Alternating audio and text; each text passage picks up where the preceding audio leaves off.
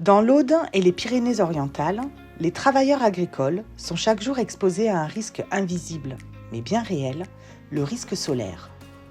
Pour y répondre, le service santé et sécurité au travail de la MSA Grand Sud a lancé une démarche de prévention sur le terrain. Sensibilisation, accompagnement, mise en place de tests d'équipement contre les UV, une action au plus près des réalités du monde agricole.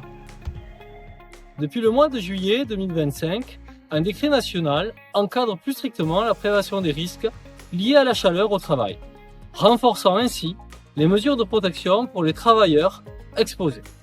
L'employeur a désormais l'obligation de protéger les travailleurs, non plus seulement contre les conditions atmosphériques, mais aussi contre ses effets.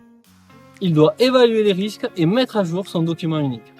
Il doit également lister les mesures et les actions de prévention pour chaque niveau de vigilance délivré par Météo France.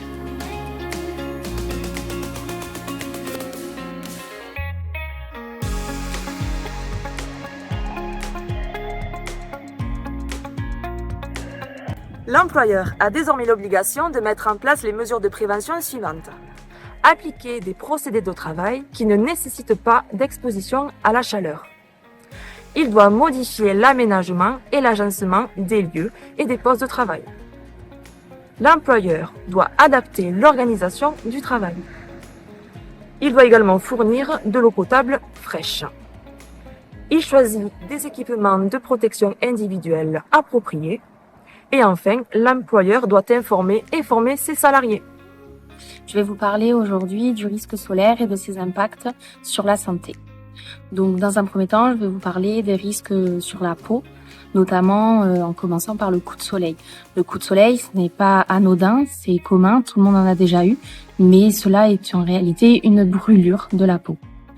Il y a également le risque de développer des cancers de la peau, comme des mélanomes par exemple, qui est accru si on a une exposition prolongée au soleil, notamment aux ultraviolets. Les conséquences peuvent être aussi au niveau ophtalmologie, c'est-à-dire que cela peut entraîner une ophtalmie, donc une brûlure au niveau des yeux, ou aussi majorer le risque de déclarer à terme une cataracte ou une DMLA, qui est la dégénérescence maculaire liée à l'âge.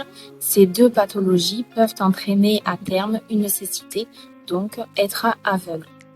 Et je terminerai par un petit point sensibilité sur le coup de chaleur, qui est une urgence vitale. Les signes sont les maux de tête, les nausées, vomissements, parfois ça peut aller jusqu'au malaise, à la perte de connaissance. Souvent la personne ne transpire plus, ça c'est un des signes. Il vous faut alors tout de suite appeler le 15, le 18 ou le 112 et mettre la personne en sécurité à l'ombre et suivre les instructions qui vous seront données par les services de secours.